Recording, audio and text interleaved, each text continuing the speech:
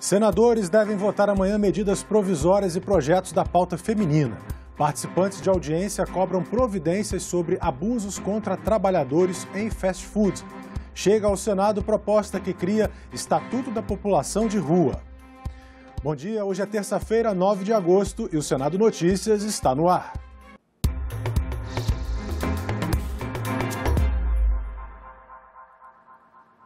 A agenda de hoje no Senado prevê reunião de comissão. Vamos então aqui ao telão para conferir a pauta desta atividade. A Comissão de Transparência, Fiscalização e Controle tem reunião marcada para as 3 horas. Devem ser votados requerimentos e projetos, incluindo o que determina reembolso de frete por atraso na entrega de produtos. Amanhã, os senadores devem votar em plenário medidas provisórias que estão tramitando na Câmara dos Deputados e de projetos de lei da pauta feminina. O anúncio foi feito ontem pelo presidente da Casa, senador Rodrigo Pacheco. Há uma pauta da bancada feminina que eu gostaria de preservar para quarta-feira. Então nós teríamos, a princípio, o cancelamento da sessão de terça-feira, remetendo essa sessão para o momento oportuno para apreciação de medidas provisórias, tão logo a Câmara delibere. E na quarta-feira, os projetos de interesse da bancada feminina, que é um compromisso com esta deliberação. O presidente do Senado deu essa entrevista durante uma homenagem na Ordem dos Advogados do Brasil. Ele recebeu a medalha Raimundo Faoro, maior honraria concedida pela entidade. A medalha Raimundo Faoro, instituída em 2008, reconhece personalidades que se destacam na preservação do Estado Democrático de Direito.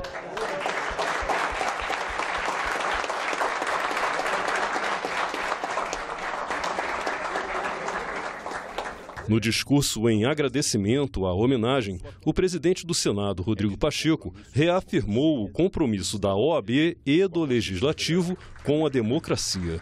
Não se trata de externar preferência eleitoral, preferência partidária. Cada qual legitimamente tem a sua e isso deve ser respeitado. Mas há algo que nos une em termos de intransigência. Nós não podemos admitir qualquer tipo de arroubo autoritário que vise atentar contra uma conquista de outras gerações e que nós, nessa nossa geração, temos o compromisso de manter, que é a conquista da democracia, a conquista do Estado de Direito, das liberdades públicas, das garantias individuais, dos direitos fundamentais, de uma Constituição que foi concebida depois de muitos anos de luta, de suor, de lágrima e de sangue de outras pessoas. Nós temos esse compromisso. O presidente da OAB Nacional, Beto Simonetti, lembrou que a indicação de Rodrigo Pacheco foi aprovada por unanimidade. Ele também destacou o papel de Pacheco na tramitação do projeto que modernizou o Estatuto da Advocacia. Essa inovação legislativa é o maior símbolo do avanço das prerrogativas dos advogados na história recente. Nosso senador Rodrigo Pacheco foi uma chave mestra nessa conquista, que redirecionou a história da advocacia nacional. Seu trabalho como parlamentar foi fundamental para inaugurar a nova era das prerrogativas da advocacia, consagradas na aprovação da Lei 14.365/2022. Foram sucessivos acontecimentos, frutos da mobilização da advocacia, da capacidade da Ordem dos Advogados do Brasil de se afirmar como instituição indispensável à administração da justiça e de uma profissão que merece, obviamente, ser resguardada, ser preservada, ter as suas previsões de inviolabilidade, que não é uma defesa pura e simplesmente de uma prerrogativa que constituiria um privilégio, mas uma garantia para a sociedade de proteção. Quando se defende o advogado, se defende a sociedade, isso é muito evidente. Essa narrativa de algo contra isso deve ser sempre combatida. Pacheco anunciou também que o Senado deve analisar, ainda neste mês, o projeto de lei que trata da obrigação dos planos de saúde cobrirem tratamentos que não estejam previstos pela Agência Nacional de Saúde. O relator do texto deve ser escolhido hoje. Esse projeto vai direto ao plenário do Senado.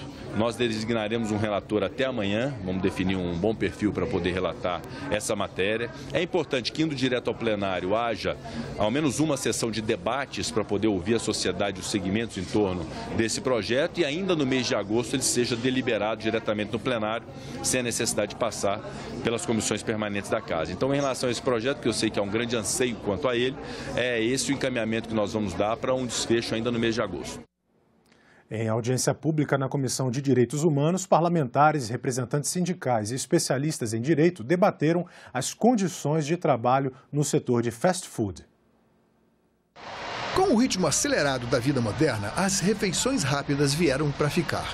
Para alimentar milhões de brasileiros, muitos empregos foram gerados. Na cozinha, atrás do balcão, na preparação e na entrega no endereço de cada pedido.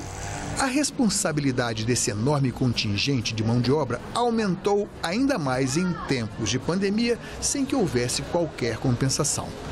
A flexibilização das relações entre empregadores e empregados decorrente da reforma trabalhista motivou uma sugestão encaminhada à Comissão de Direitos Humanos do Senado. Por iniciativa do presidente da CDH, Humberto Costa, e do senador Paulo Paim, líderes sindicais, representantes dos trabalhadores e especialistas internacionais compareceram à audiência pública para debater e instruir a elaboração do Estatuto do Trabalho. O tema é o impacto da reforma trabalhista no cotidiano dos trabalhadores e trabalhadoras de fast food.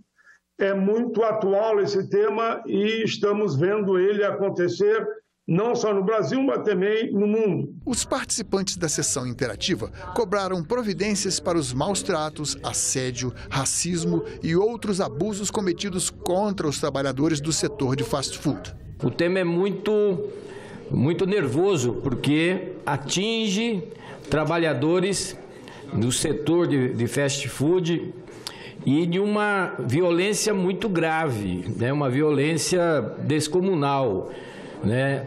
Através de assédios, de pressão, em cima daqueles trabalhadores que, a grande maioria, o primeiro emprego, na sua grande maioria, pessoas que estão de uma necessidade muito grande e, resultado da reforma trabalhista, isso vem fazendo com que as negociações não sejam todos mais coletivas e sim individual, e essa pressão individual faz essa desigualdade aumentar muito. Lembro aqui que em 2015 realizamos uma audiência sobre a situação dos trabalhadores da empresa McDonald's, que avançou no debate e tivemos alguns acordos que foram apresentados pelos trabalhadores, em que em parte foi atendido.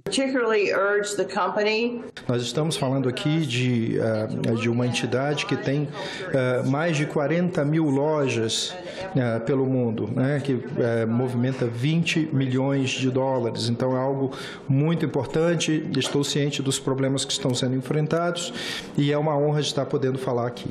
A grande mídia não tem divulgado isso, ao nosso ver, da maneira que deve estar sendo feita, né? Então a gente pensa que é uma multinacional potente, né, que tem a sua intervenção, infelizmente, na mídia nacional brasileira, porque o que tem acontecido aqui já era para estar sendo divulgado pela nossa mídia livre, que a gente imagina aí há muito tempo. Junimar Roberto, presidente da Contratos CUTS, dizer que você tem razão. Nós vamos encaminhar todas as denúncias que são colocadas às autoridades competentes e, claro, que vai ser instrumento também de debate na construção da nova CLT, já que a atual, a posição permanente aqui no Brasil, digamos, contundente, não é só permanente, é de que nós temos que avançar, até mesmo revogar a CLT, tem duas teses. A outra grande tese é fazer uma revisão profunda e por isso está na pauta o novo Estatuto do Trabalho. A Subcomissão Temporária da Educação fez uma audiência pública para debater a internet nas escolas. Especialistas cobraram políticas que garantam a conectividade. O acesso a tecnologias de conexão digital, cada vez mais necessário para a educação contemporânea, ficou ainda mais evidente durante a pandemia, quando a internet tornou-se a única forma de estudantes e professores continuarem em contato. Na audiência pública na Comissão Temporária da Educação, os pesquisadores ressaltaram que o aprendizado é um processo complexo, que envolve várias dimensões. É necessário nós criarmos condições para que toda a população brasileira em idade escolar tenha acesso a meios remotos de ensino-aprendizagem. Claro que isso não substitui o ensino presencial, mas ela se torna uma ferramenta importante de combinação da ação remota e presencial, ou que a gente poderia chamar de ensino híbrido. É importante deixar muito claro que quando a gente fala de uso de tecnologias de educação, você abrir um vídeo sem nenhuma contextualização, você abrir uma ferramenta como o Google ou como qualquer buscador sem nenhuma contextualização, não pressupõe o uso de recursos educacionais digitais. Então, a gente tem que sempre deixar claro que é a incorporação dentro do processo pedagógico. É preciso formular e implementar políticas educacionais e programas articulados de uma maneira intersetorial e articulados com outros programas de proteção social que considerem esses contextos de cada estudante. A gente não pode tratar os estudantes, né, em situação de vulnerabilidade da forma como a gente trata estudantes que estão situados em outras áreas, né? Os nossos modelos de avaliação educacional, eles precisam também considerar essas desigualdades. Estamos muitos anos atrasados no Plano Nacional de Educação da criação do Sistema Nacional de Educação. E a palavra que eu gosto, assim, sempre de usar, às vezes as pessoas dizem, não, mas nós estamos fazendo reuniões e tal, no governo federal, governos estaduais e municipais. Isso não é sistema nacional de educação, onde você estabelece objetivos, diretrizes, e usa uma palavra, pactuação. Na conectividade, o que é que nós vamos pactuar? Senadores podem analisar projeto que cria o Estatuto da População em Situação de Rua. O texto ainda vai ser distribuído às comissões. A pandemia trouxe mudanças e desafios para todos, mas alguns sofreram mais do que outros. Os crescimentos da taxa de desemprego e de preços de produtos básicos resultaram no aumento da população em situação de rua. Segundo o estudo divulgado pelo Observatório Brasileiro de Políticas Públicas com a População em Situação de Rua, o número de pessoas nessa condição apenas na cidade de São Paulo em 2022 é maior do que 40 mil pessoas. No Brasil, esse número passa de 180 mil. Aqui em Brasília a gente calcula que aumentou 4 vezes mais. A pandemia, através das pessoas que perderam os seus empregos, né, a pandemia jogou essas pessoas em situação de rua. Rogério, mais conhecido como Barba, nasceu e morou anos na rua. Depois de muita luta, superou essa situação e criou um instituto para dar amparo às pessoas que estão nessa condição. Após uma 14ª internação aqui em Brasília, né, no projeto chamado Cristolândia, eu consegui vencer as drogas e o álcool. Aí eu, vendo as necessidades que eu sofria na pele quando estava em situação de rua, né, montei um projeto. O projeto de lei que busca criar o Estatuto da População em Situação de Rua foi apresentado pelo senador Randolfo Rodrigues. O texto garante a essa parte da população direitos como acesso à alimentação gratuita, água potável, itens de higiene básica e banheiros públicos. Além disso, prevê que um percentual mínimo da mão de obra contratada por editais de licitação para contratação de serviços seja composta por moradores e ex-moradores de rua. Então esse estatuto é muito importante para a garantia, né, dos direitos da população em situação de rua.